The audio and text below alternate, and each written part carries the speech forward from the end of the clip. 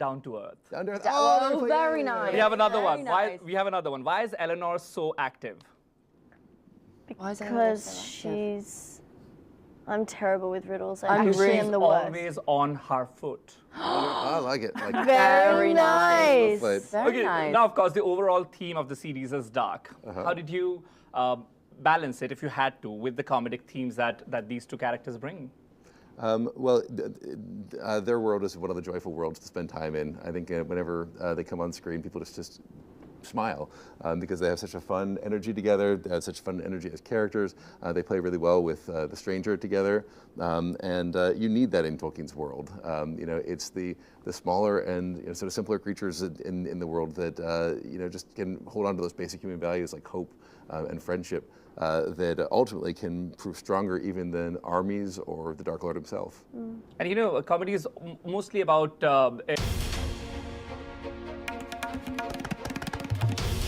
This is NDTV, and you're watching NDTV 24/7.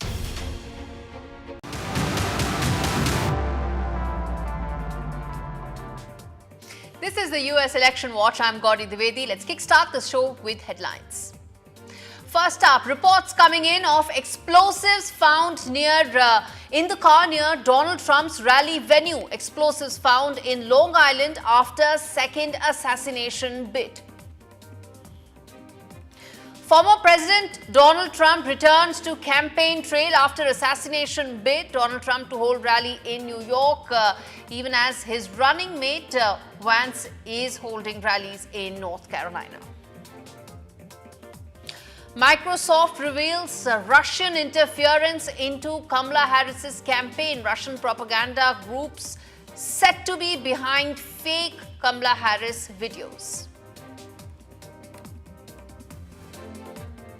And US Federal Reserve all set to cut rates for the first time in 4 years, could have a major impact on global markets around the world.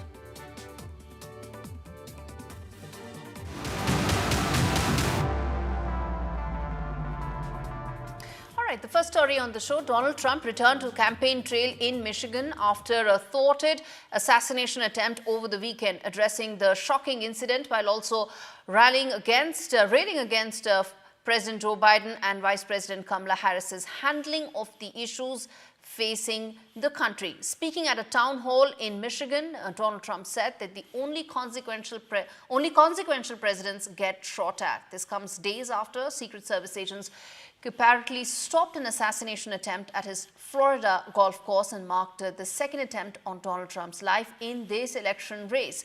Donald Trump was injured in a shooting at a Pennsylvania rally just days before the Republican convention in July, and one attendee was in fact killed in that attack. Today, Donald Trump will also be hosting a rally in New York, while GOP vice presidential nominee, that's J.D. Vance, will speak at a rally in North Carolina. Donald Trump will also hold another rally in North Carolina on Saturday, while his running mate, vice presidential candidate J.D. Vance, will join Tucker Carlson in Pennsylvania in a bid to focus on the swing states. But first up, listen in to what Donald Trump had to say.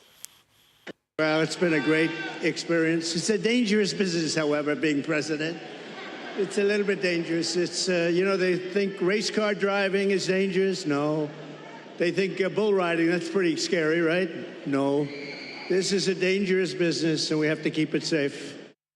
In fact, Republican nominee and former President Donald Trump on Tuesday also claimed that Chinese automakers are putting up large factories in Mexico, and he vowed during a stop in the auto-making state of Michigan to slap 200% tariffs on any vehicle the unbuilt plants make and ship to the United States. He also claimed that if Democrat presidential nominee and the present Vice President of US, Kamala Harris, is elected in November, there will be no more auto industry in the US because building electric vehicles will in fact go to China. This statement came even though automaking employment has grown since President Joe Biden took office after dropping during Trump's first term. Donald Trump said his tariffs would make Chinese vehicles built in Mexico unsellable, quote unquote, in the US, forcing automakers from China and elsewhere to set up factories in the US, what many call as friend shoring, which is to come, or near shoring, which is to come back to the main markets. All right, now taking a look at the big story that we are tracking on US Election Watch today, which is, well, what's really happening with the US election this time around in terms of the political violence and repeated attempts and instances coming to light of violence. And the US Secret Service is facing renewed security after a second assassination attempt against former President Donald Trump in 2 months. Facing the backlash, acting US Secret Service Director Ronald Rowe is making a pitch for more resources while Congress is seeking to hold the agency responsible. The US Secret Service has been reeling since a gunman's bullet grazed the 78-year-old Trump his ear during the July 13 campaign rally in Pennsylvania. Secret Service Director Kimberly Sheitel resigned 10 days later, acknowledging that the agency had failed its protective mission. At least 5 Secret Service agents have reportedly been placed on leave, quote unquote, pending the completion of an internal security service review of the lapses. However, both Biden and Trump have been defending the Secret Service. President Biden, responding to the latest attack on the Republican White House candidates, said the agency charged with protecting high-profile officials needs more help, while Donald Trump said the agency did an excellent job. Today, members of the task force investigating the assassination attempt of former President Donald Trump will be briefed by the US Secret Service. In fact, to discuss this in greater detail, we have a power-packed panel today. First is Matt Klink, and then there's Ajay Jain Bhaturia and Zenia Behel as well, essentially covering all aspects of this discussion, the Republican view, the Democrat view, and an independent view as well. And in fact, let me start with the independent view. Zenia, you're a professor and political analyst at the Cleveland State University in Ohio. I ask you this question that many viewing the election outside the US are getting the impression that there is now increased attempts and increasing amount of violence that is taking place in these elections, something that is not the case normally. Is that how the perception is also building back home, and how do you see this? Yes, absolutely. There is a perception and the belief that the Secret Service has not been able to aptly protect a presidential candidate, Donald Trump, right, former president. One thing I do want to note is when Trump exited the office back in 2021, his protection specifically was heightened, and he was given more protection than what is usually given to the former commander-in-chief, and that's primarily because of his extremely busy schedule that he had maintained. And his own security detail had repeatedly requested Secret Services to increase his security and increase what has been provided to him, given his schedule and given, looming threat and the looming fear, right? And one thing to note is such a thing and 2 assassination attempts, right, in close proximity of one another in terms of the timeline, right, have not happened. And these types of lapses in security have not happened since 1981, when there was an attack on Ronald Reagan, according to the NBC. And while we have seen in the past U.S. presidential candidates as well as presidents, have been assassinated, and there has been an assassinated attempt from Theodore Roosevelt to, of course, John F. Kennedy to, Ronald Reagan. But such a lapse has not happened since 1981, which actually led to the resigning of, as you mentioned, Kimberly Chattel. So the voters are extremely concerned. And while this was not discussed in the presidential debate between Vice President Kamala Harris and Republican presidential nominee, former President Donald Trump, right, it is a big issue, right? Security. It is a big issue of this. Exactly. It is a big issue. And let me ask this to Matt, representing the Republican Party, because those two attempts have been made on the Republican presidential nominee. Matt, how do you see this election? Is this different from the several others presidential elections in the past? And as Zenia was pointing out, not since 1981 has political violence peaked the way it has in the US elections this time around. Yeah, it's undeniable that there is an incredible amount of stress in the elections this year. However, I will point out that this is due in a large part to the very caustic rhetoric that the Democratic Party continually puts forward when you regularly say that someone is a dictator or a semi-fascist or a threat to democracy or a threat to national security, which both Joe Biden and Kamala Harris and Governor Walz have done throughout this campaign. It heightens an already heightened electorate. And look, the Democrats can say, well, what about Trump? What about this? The only one who has been shot at now twice is Donald Trump. So they are the ones that need to cool their rhetoric. Joe Biden went on national television and told people to cool the rhetoric. And 48 hours later, he led with Donald Trump as an existential threat to democracy. So again, the rhetoric does not match up. They keep on saying one thing, but they end up doing another. And, look, the Secret Service, the men and women who protect the president and the presidential detail, they're doing their best. But again, the funding is not adequate. And it was an abject failure in Butler, Pennsylvania, which was the first attempt. And then roughly 9 weeks later, it happened again. And we're hearing reports of a potential bomb on the side of the road in New York State. So look, rhetoric does matter, and the Democrats need to cool it because they are directly responsible for this.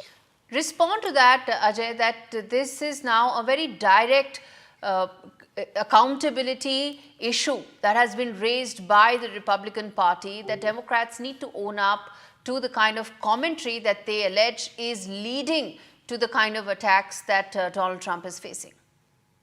It's very unfortunate what has happened, attack on former President Donald Trump. It should not happen in the US. There's a history that we settle our differences in policies through ballots and not bullets. But however, I should remind that on January 6, 2021, what happened, the mob was incited to attack on the Capitol. That was incited by President Donald Trump. And President Biden and Kamala Harris have denounced political violence over and over and over again. And I'm hearing about us raising political violence. This is an administration that has denounced and condemned any type of political violence. And President Biden this week requested that there needs to be more security, there needs to be more funding for the secret services, and whatever measures needs to be done to give more security to President Trump, that should have been done and should be continued to be done. But I also want to remind that in 2020, President Biden decided to run for the very same reason, to free the country from what the rhetoric, the divisiveness, the hate which Trump was spreading, to protect the soul of our nation. And that's the same reason, Vice President Harris is running for the freedom of our country and for the keeping the freedom and save the democracy. Because Trump has over and over again has himself said on the national TV that he's going to be dictator from day one. And his Project 2025. That is the whole purpose. Two important things. But this is not about Project 2025, Ajay. This is not about Project 2025. This is about political violence in the US, with one side saying that all attacks are coming to us because the other side, quote unquote, is making commentary leading to it. That's essentially what this debate is about. This is not about 2025. Respond to that, sir, and then I get in Zenia on it. It is 2025 because that he's saying that he's going to be dictator from day one. He's going to destroy FBI and all the agencies. And all this rhetoric, what he's saying, is against democracy, and that is going to destroy the democracy. And that is what we have to tell the people, that is a threat to democracy. Okay, I just want to be objective, fair, transparent, and without bias, which is that Ajay, some of those comments that you made, we have on this show itself put out Donald Trump's statements, his quotes, where he has said that I have not said any of this in the past. As I said, this show is about being an unbiased reportage of the US election show, of the US elections. And you know, Zenia, let me bring you in, and then I get Matt, I'll give you a chance to respond, but I want to quickly get in Zenia on this. Zenia, this is essentially what it's coming down to, you know, starting from political violence, impacting the voters' psyche, but essentially coming down to a discussion about, well, hey, you talked about January 6th, you talk about personal attacks on Trump, and that's what it just boils down to, impacting the election and the electorate. How do you see that impacting the voters? See, one thing I want to point out is currently, while Trump is in New York, both of them have been battling in the key battleground states, the swing states, which is Georgia and Pennsylvania, right? And voters in those states, per polls conducted by Bloomberg, Times Siena, they are divided on a lot of issues when it comes to immigration, when it comes to taxation policies, foreign policy, the war in Ukraine, the war in Gaza, which I've talked about on your show. There are a lot of policies and issues that the electorate is divided on, and security, again, is a priority for individuals, especially as we've seen things play out recently with political violence, with the 2 assassination attempts on Donald Trump. Why this is happening is because of primarily divisive politics, right? Extremism, hardline views, right? You're not looking at ideas of neoliberalism, neopopulism. You're looking at extremism. You're looking at dictatorship. My fellow panelists talked about fascism, right? Those are the ideas that are being discussed, which is really inciting, political violence. And I think that's when we use, again, Matt, I want to give you the chance to respond, and then we talk this further about how when we talk about big phrases like fascism and dictatorship and stuff like that, we sort of go away from the fundamental issues that we are discussing now, and which is essentially a subset of the US election as well. Thank you. Your guest did a very noble attempt by parroting back what Kamala Harris and Joe Biden do. They stand up there and they thump their chest. Of course, we're opposed to political violence. And then the transition, but Donald Trump is an existential threat to democracy. Donald Trump is a semi-fascist. Donald Trump is a dictator. Donald Trump is a threat to national security. So they're trying to have their cake and eat it too. And they have to do this because they realize that Kamala Harris is losing badly on the economy. I mean, let's face it, with Bidenomics, you pay more to live worse. And the voters know that Kamala Harris's economic policies propose no doom cycle. Just a second. Let him finish. He's getting a chance to respond after a while. I will give you a chance, Zenia. I'll give you a chance. Yes. Let Matt reply. Yeah. Let Matt finish his point. Yes. So look, this is what the Democrats do, is they come out and they say, of course, we're opposed to political violence. We should settle our views at the ballot box.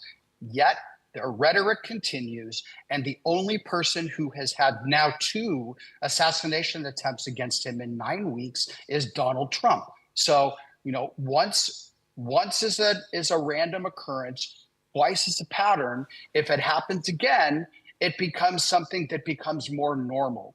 And the Democrat Party, this is their strategy for this campaign. They are trying to denormalize Donald Trump to the voters. Thankfully, it's not working. So now go ahead and bash him. Yes, Zenia, quickly. And then I get in Ajay also. Sorry, I'd like to respond to that.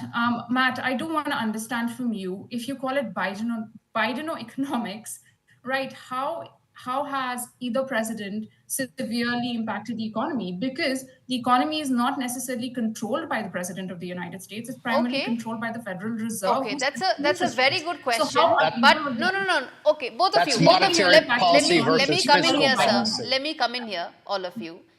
We have debated the economy.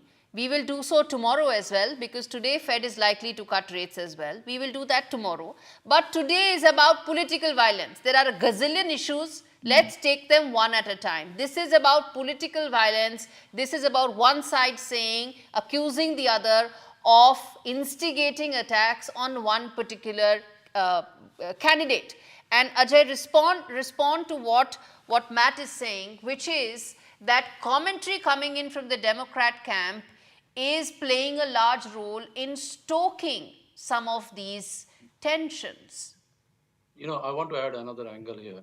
What is also adding is that the free access of guns like AR-15 and AK-47, which should have been removed from the streets and from the hands of the people. And that is what we Democrats are fighting for, to ban the assault weapons, something which has been, what media shows me, has been used against President Trump, or killing hundreds and thousands of people across schools, malls, and places of worship, malls, etc. So the question comes, what measures can be taken to improve security at campaign rallies and protect candidates? How can we balance the need of candidates to have access to the public as well as improve the security? What role should gun play in preventing similar incidents in future?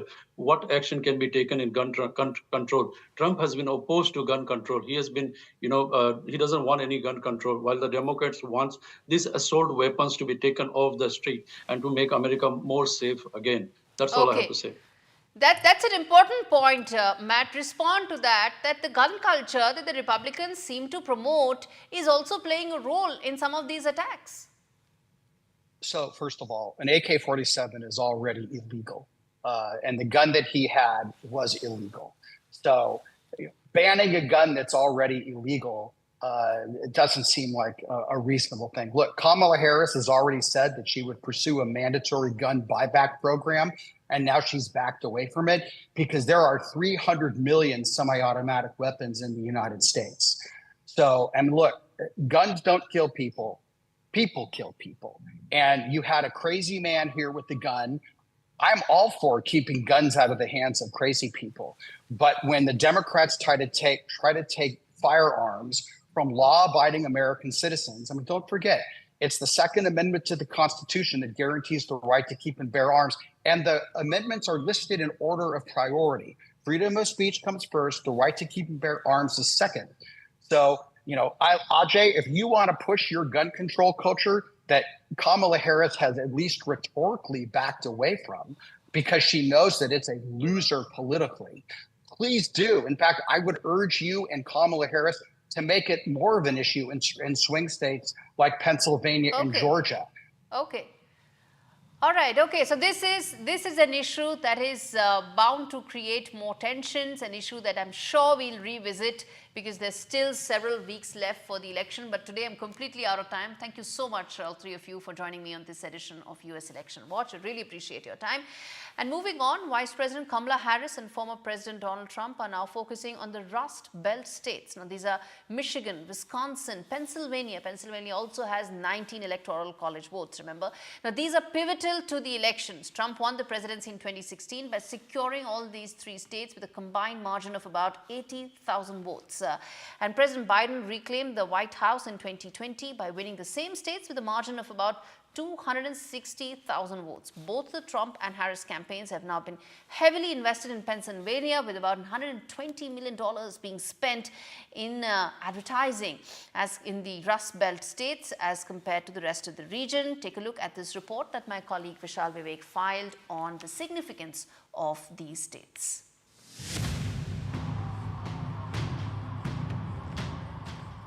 The US election is an elaborate and extensive affair, owing to the complexity of the process and the size of the country. Out of the 50 states, 7 are known as swing states, which hold the key to the White House, as both major political parties have similar levels of support among voters. And out of those 7 states, 3 seem to be the most important: Michigan, Wisconsin, and Pennsylvania. Donald Trump won all 3 states in 2016 to become the president. He had defeated Hillary Clinton by a combined margin of about 80,000 votes. 4 years later, Joe Biden snatched back the states from the Republicans by a combined margin of about 260,000 votes. The importance of these states can be gauged by the level of campaign advertising and candidate visits. Both Kamala Harris and Trump have been coming back to these states during their respective campaign trails. Ever since Harris replaced Biden as the Democratic candidate, the candidates have spent more money in advertising in Pennsylvania than anywhere else, with Michigan and Wisconsin ranked 2nd and 4th respectively, according to reports. That's not all, as the states rank the same in the amount of advertising the campaigns have reserved through November. The Harris and Trump teams have spent nearly $120 million more on ads in these three states than they have in Georgia, North Carolina, Arizona, and Nevada, the rest of the swing states. Harris will be making an appearance in all three states again this week. On the other hand, Trump held a town hall in Michigan. While the candidates will not mind collecting votes across the country, they will dedicate a significant part of their attention to these three states. With Vishal Vivek, Bureau Report, NDTV. All right, a new Microsoft threat intelligence report has revealed how Russia-linked actors are now going full throttle in their covert influence efforts to target the Harris-Walz campaign. Microsoft has identified Russian propaganda efforts targeting Vice President Kamala Harris's presidential campaign with fabricated videos. One of the inauthentic videos, which Microsoft said had been viewed millions of times, claimed to show Harris supporters attacking an attendee of a Donald Trump rally. Another video falsely claimed that Harris paralyzed a young girl in 2011 hit-and-run case. The report is the latest evidence that Kremlin-linked trolls and digital operatives are now ramping up their efforts to influence and sway public opinion in the upcoming November elections. All right, moving on to more stories coming in. California will now require social media companies to moderate the spread of election-related impersonations that have been created by artificial intelligence. Now, these are called deep fakes, and the Democratic governor, Gavin Newsom, has signed 3 new laws, including a groundbreaking measure that mandates social media platforms to ban or label deepfakes. While one of these laws will take effect just in time to influence the 2024 presidential elections, the 3 laws together could serve as a model for regulators nationwide looking to curb manipulative AI-generated content. But these laws are likely to face legal challenges from social media companies and free speech advocacy groups as well. All right, moving on to more news coming in from US. The US Senate bill to make IVF nationwide right fails. Republicans block the IVF bill despite Trump support. Bill fell short of 60 votes and only 2 Republicans voted in favor, and condemnation has come in from Kamala Harris, and Republicans have blocking the IVF bill. Joe Biden, president, has called the bill as the failure of the bill to be passed as outrageous and unacceptable. All right, with that, it's a wrap with this edition of US Election Watch. Thanks so much for watching.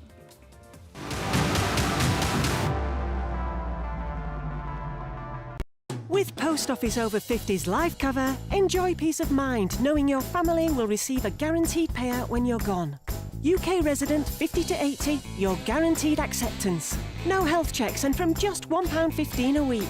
Plus free 24/7 GP access with the health and wellbeing benefit. Purchase and receive a £125 gift card for Amazon.co.uk, Tesco or M&S. Call Post Office on 0800 171 2211. Get that lucky cow feeling with luckycowbingo.com/bingo, the site that's bursting with beautiful bingo games. That's luckycowbingo.com/bingo. With II's low flat pension fees, you could retire with more. Really? Open an interactive investor personal pension today. Do you need to borrow money for home improvements, a car, or paying off debts? Then you've come to the right place. Everyday Loans. Just tell us how much you want to borrow, up to £15,000. At Everyday Loans, we offer a service that's friendly and reliable. Apply online or on your phone. So whatever your credit record, apply now at